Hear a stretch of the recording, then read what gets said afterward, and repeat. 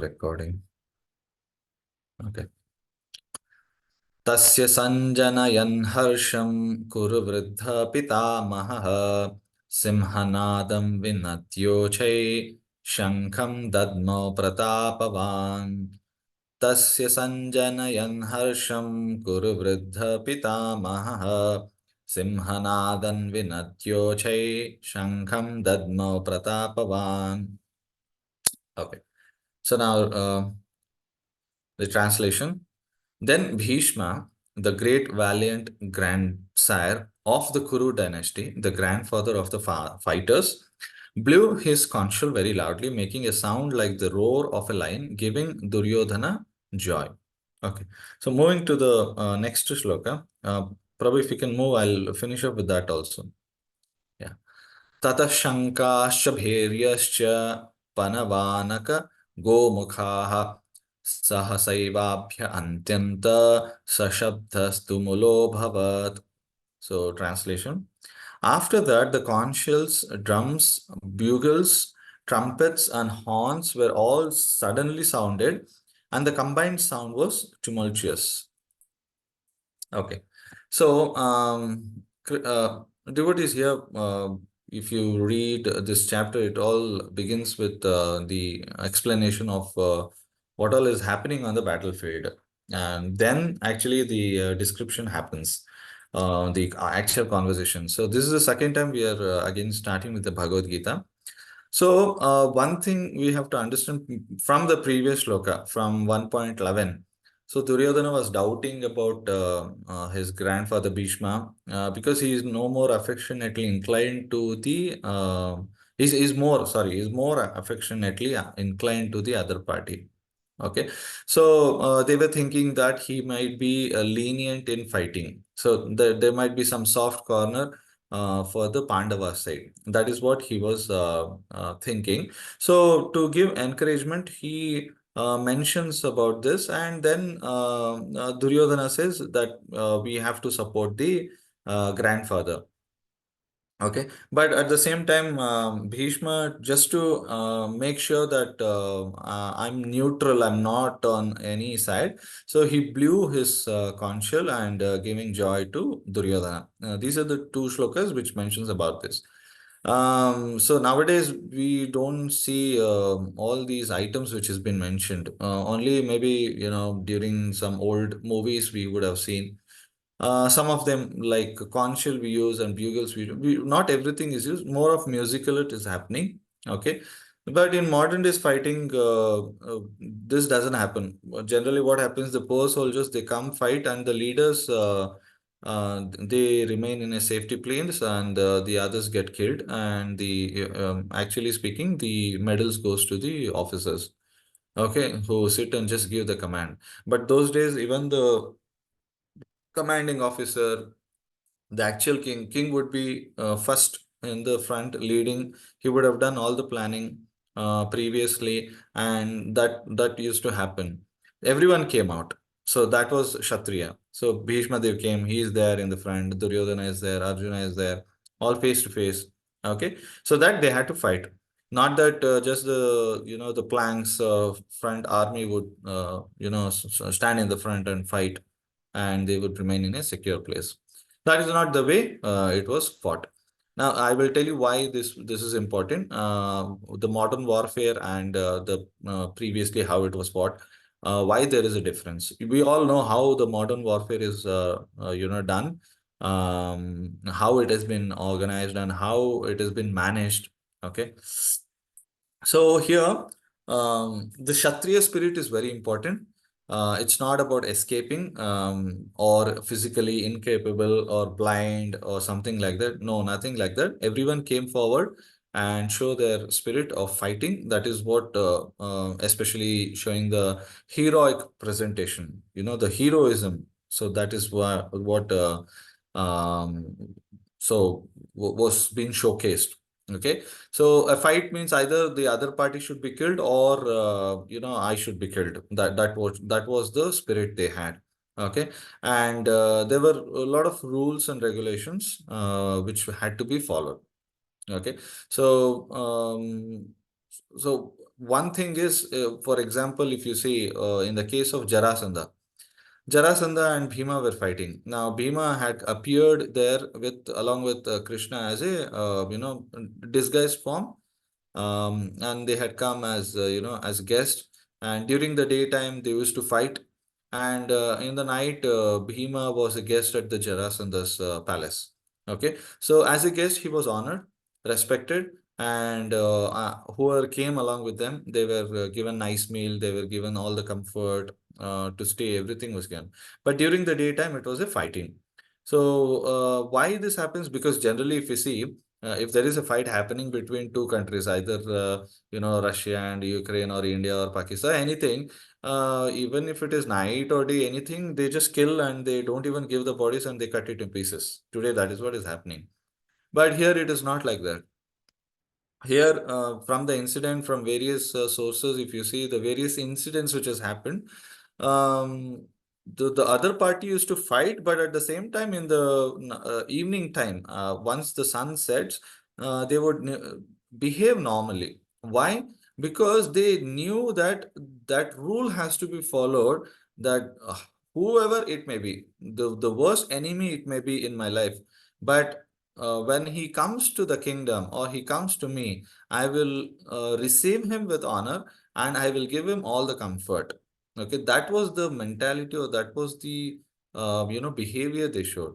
Okay, so of course Jarasandha, I'm not telling Jarasandha was good. Okay, he had defect. Okay, so that he was kind of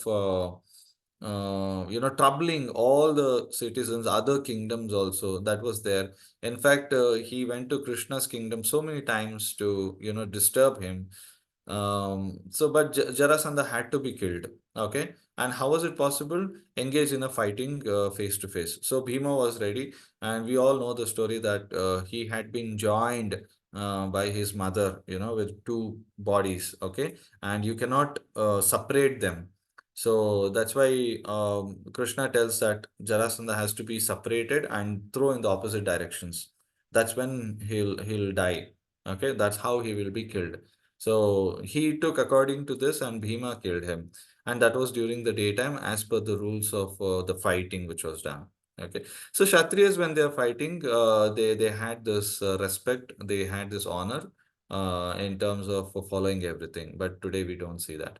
So there is the history of a little bit of how it happens. And if, for example, other things are like, if the other party doesn't have weapon, they would also drop the weapon and fight with hands. If the other party has sword, and if the another party has another weapon, they would fight with the respective weapons. Okay. If there's no weapon, they would just fight with bare hand. Okay. That was the spirit they had. It's not just that because that other person doesn't have anything, you just shoot him or you kill him, cut his throat. It was not like that. Okay. So that is something which we see today. Okay. So even innocent civilians are getting killed. Somebody is bombing Gaza war, we see they're bombing, children are getting killed, women are getting raped. So many things are happening. Okay, today's warfare is completely demoniac, which is happening. And fortunately, if you say, some of the Indian armies, the reports when we see, or the videos we see, they respect the other soldiers. Even if they are catching Pakistan soldiers, they do give some respect to them. Somewhat, somewhere I've seen that we do have that culture in us, that tradition, that we have to respect the other army. Okay, even if you go through the the war of Bangladesh, the liberation of Bangladesh. Okay, you have to go through this. Okay, how we had respected their Armies, we gave them food, everything, shelter, and they were sent back to their country. So all that we have to go through. Okay, so there's something which we follow today also. Okay, somewhat, I'm not telling completely, but there is this gist of things which is there in our culture. That's why in our Indian culture, it is greatly respected because of our the values we carry with us. Okay, I'm not telling that everyone carries, but it is there in us. It has been passed on to us by generations, and many of them are still following. But now, so many people are trying to lose it. So to revive that values we carry within our heart, this kind of engagement is required. So this Bhagavad Gita is not only for the householders like us sitting in the room or somewhere going to the office. It is for everybody, be it Kshatriya, Vaishya, or a Shudra, anybody. This helps us to understand what our life is, what our values is, and how we inculcate them, how we adopt them, and we execute them. So that is what exactly it is. It's not just I'm reading out a shloka or telling that this were blown, this was the pleasure to be given. Yes, of course, that is there, but more of that, understand how we can imbibe them within us and follow them. Okay, these are the qualifications. Okay, Kshatriya always has a qualification. Everybody has a qualification, be it a Brahmana, Vaishya, Shudra, or a Kshatriya, or a Vaishya, anybody it may be, they have the qualities, and it depends on how a person is inclined to. According to that, he has to be measured and termed as a Kshatriya or a Vaishya. It just doesn't mean that I have to carry a name from my previous generation. That's why I'm a Kshatriya, but you'll be going to office, working in the office, that doesn't mean you're a Kshatriya. Okay. Or you will be doing something nonsense business and you call yourself as Brahmana. Okay. That is not how it works today. Okay. That is what is real caste system. Okay. Real caste system was not the way we are following today. The real caste system was according to the qualities and the actions which they performed. Based on that, they were termed in those categories. Okay, so that's how it is. So here we are talking about Kshatriya spirit because they have to rule over others. If there is a dire consequences which is going to fall upon the general people, the other king has to protect them if they approach for protection, and they have to challenge the other king and defeat them or being killed. If they're defeated, they are not killed. They surrender, they'll go away somewhere else, or they'll just be in the kingdom, or they just commit suicide. For a Kshatriya, either get killed or commit suicide. Simple as that. You run away, that's fine. But you cannot stay in one's kingdom under somebody else, because that's the Kshatriya spirit. You always are meant to rule. Okay, that is how the nature was as a personality. Okay, so that's one good qualification they have.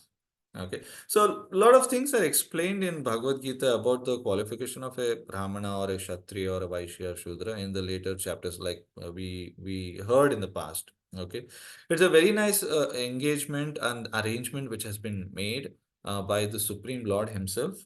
This is Vedic civilization. Everyone is guided by the superior. Okay, so the Brahmanas, especially the top class in the society, the Brahmanas will guide the Kshatriyas will guide the Vaishyas, and the Vaishyas will employ the Shudras. So this is a very nice system which was there prevailing. Okay. Nowadays, the Brahmanas to maintain it is very difficult because Brahmana means he literally doesn't work at all. That means he doesn't take anything from the society. So simple as that, Brahmana means yajan, yajan, patan, patan, dana, pratigraha. Yajan, yajan. That means he performs yagna. Yajan, yajan. He makes others perform yagna. He teaches them. Okay. Patan, patan. He studies all the Vedic scriptures and he makes others also study that. So he's a teacher basically. Okay. And the other thing is dana pratigraha. He accepts dana and he gives away that dana. So literally, this kind of a lifestyle is very difficult in today's world. If you see, we cannot. I need salary. We are in kind of a salaried class. I need this much in end of the month, and I have to run my expenses. A Brahmana doesn't expect that also. Brahmana doesn't even a penny from anybody. If it comes on his own, and some bhiksha, some dana. Dana means for charity. We are not asking charity. We are asking for packages. I want this much package. That's why I'm keep jumping from one company to another company. Okay, I want to open this business, that business. Business is anyways Vaishya quality. Okay, so that is how it has been explained. So the Brahmana is very good at the source of knowledge he has, the way he can implement, and he's a very guiding source for the Kshatriyas. Kshatriyas is administration. Now, in one term, the IAS or the IPS officers who are there in the administration today, they are all Kshatriyas because they are administrating the society. It be district collector or Thasildars, anybody. So they are guiding. So Brahmanas have to guide the Kshatriyas. The Kshatriyas will take tax only from the Vaishyas, the business class people. But nowadays we are being taxed for anything. That is one quality which has been explained in the Bhagavatam, that in Kali Yuga the taxes will be levied or it will be increased on everybody.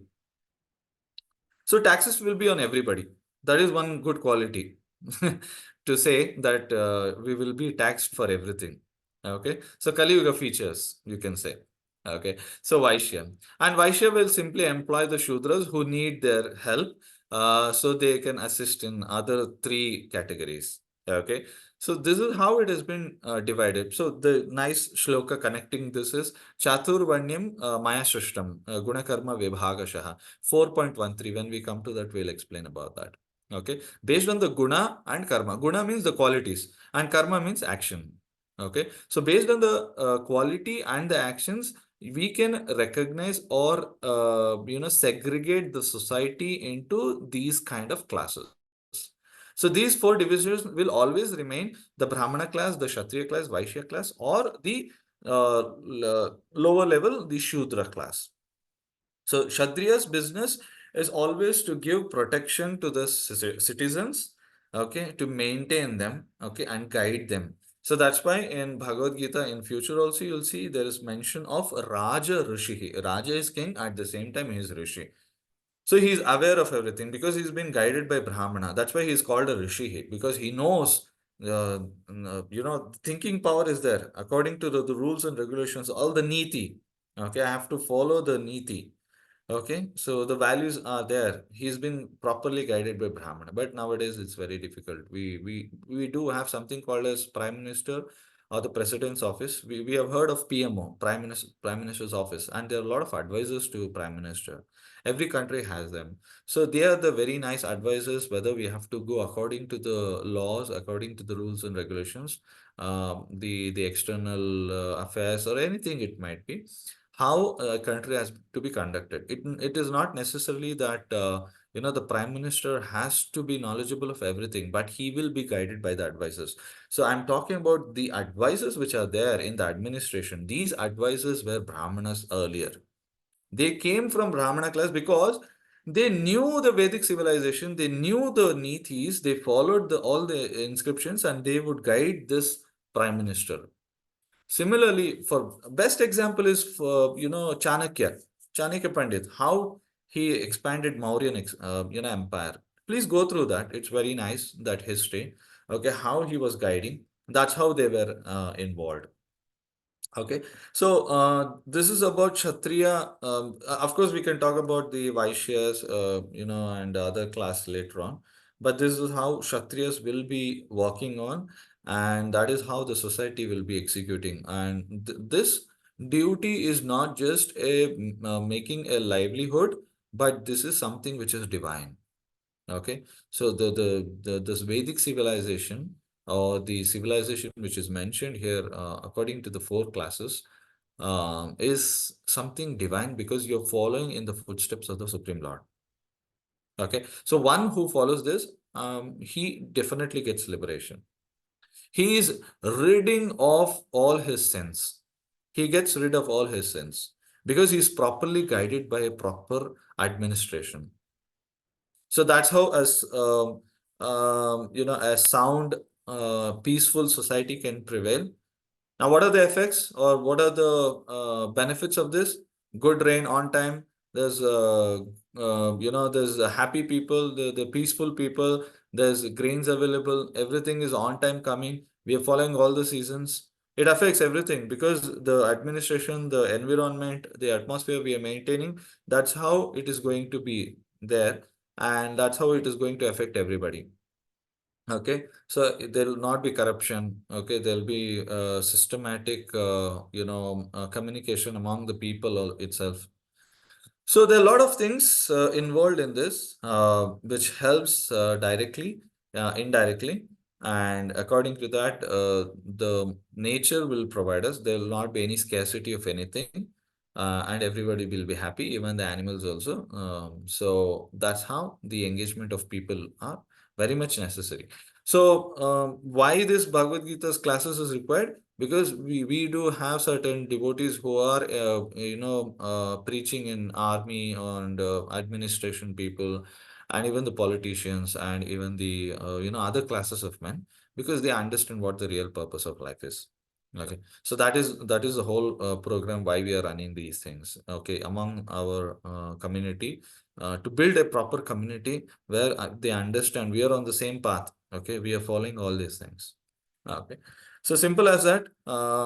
So I will conclude with this class. Okay, so I hope you all understood. This has been repeated in the past also, but this is very important, though it not to be neglected, these kind of shlokas, but and at the same time we understand how important is Bhagavad Gita, each and every shloka, which can be expanded. Of course, we don't know how it is. Okay, so we'll end here and we'll conclude with that. So we'll meet again tomorrow. So I hope everybody enjoy your day. Please go through these shlokas every day. So every day, one shloka, you can go through the translation if purport is there. And if possible in a day, please remember, listen to any shloka lectures from Srila Prabhupada. Very, very, very much effective. I'm telling you, every day I listen to Prabhupada shloka. It's very, very effective. And please try to chant a minimum of 16 rounds. If you're not up to that, please come to that level. It's not a compulsion that immediately you have to do that, but gradually you have to improve, and the minimum number of rounds is 16 rounds. I hope everybody comes to that level and follow the 4 regulative principles. Okay, so these are the simple dose of life every day we have to carry on to maintain our hygiene in spirituality. Okay, I end my class here. Thank you very much for joining. Over to you, Anand Prabhu, Shri Hari Prabhu. Thank you very much, Vraj Kirtan Prabhu. Hare Krishna Prabhuji, Dandavat Pranam Prabhuji. Hare Krishna, Mataji's, Prabhuji's, Dandavat Pranam. Hare Krishna. Dandavat Pranam Prabhuji. Hare Krishna, Dandavat Pranam to all devotees assembled here. Hare